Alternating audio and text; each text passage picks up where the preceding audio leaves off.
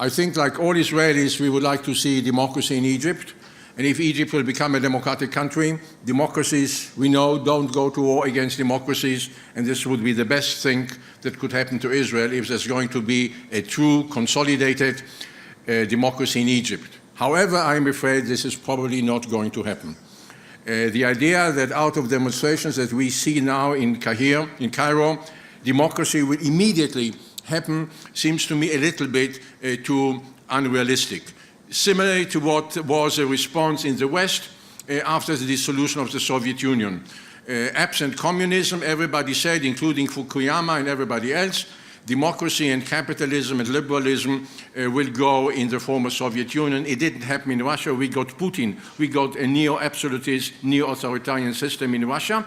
And something similar may happen in Egypt, because in order to have a successful transition to democracy in countries like Poland and Hungary and the Czech Republic, you need a civil society, you need traditions of representation, you need a belief in the individualism, you need belief in tolerance, you need all those institutions of civil society which are necessary for the development of democracy. The alternative is to move from conflict resolution to conflict maintenance or conflict management. And this means a number of steps that have to be taken by both sides, primarily by Israel. I would very much welcome what Shaul Mofazeh said about a series of interim agreements. I do not see the Palestinians being ready to sign an interim agreement because they are stuck on their final status agreement. But I can see a number of things that Israel can do, also the Palestinians. Our Brig offer to Israel was not negotiations. They offered to us their position, and they basically said, take it or leave it. Israel should welcome them. We should have done it immediately, welcome it, but say this is a base for negotiations. What you offered is not base of negotiations, and let me suggest all of you go back and read it. The word negotiations with Israel does not appear in the Arab League declaration.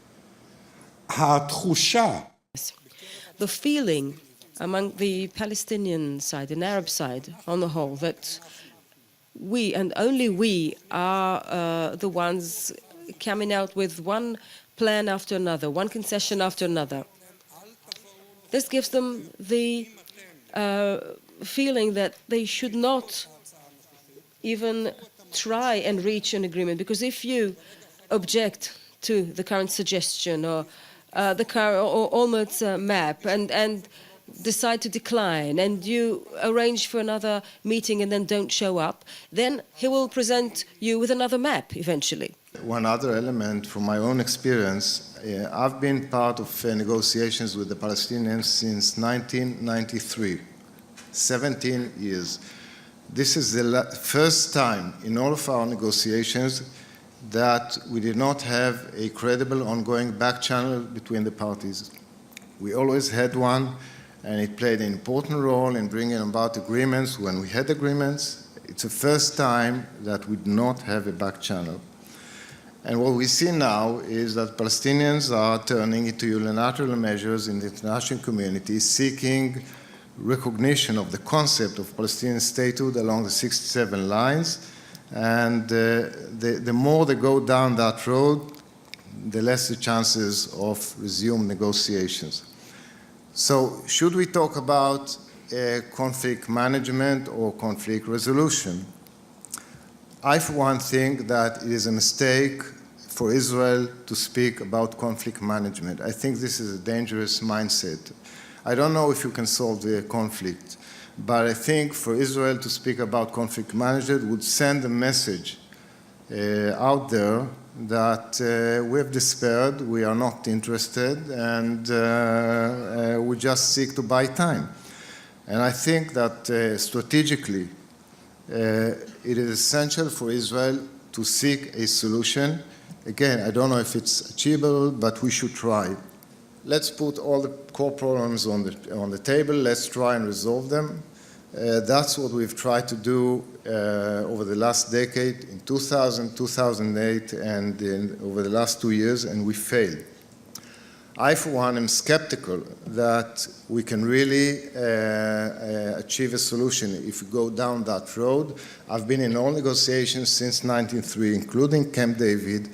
I think the gaps between the parties are real, are significant, are hard to bridge, and there are ideological issues, political issues, considerable domestic constraints, both on the Palestinian side, on the Israeli side.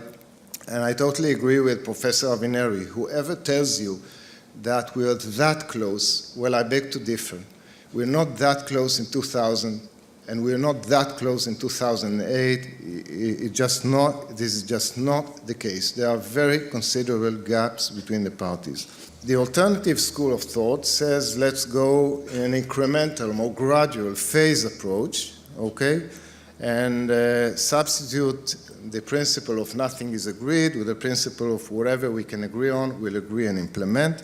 There are many people who have plans in this regard, including Mr. Mofaz, but I think we have to be realistic when we talk about this approach.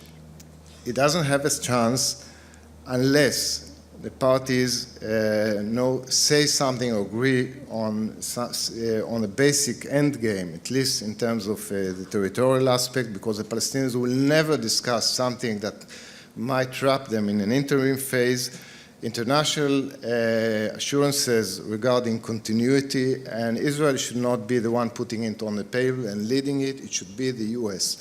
Whoever thinks that there is a magic solution here, well, I have news for you. There's no magic solution. It reminds me of a story about Second World War when the Allies were concerned about the threat of German submarines, and some guy came up and said, I have a solution. We should dry the ocean. And they asked him, how do you do that? He said, well, that I leave to the technicians.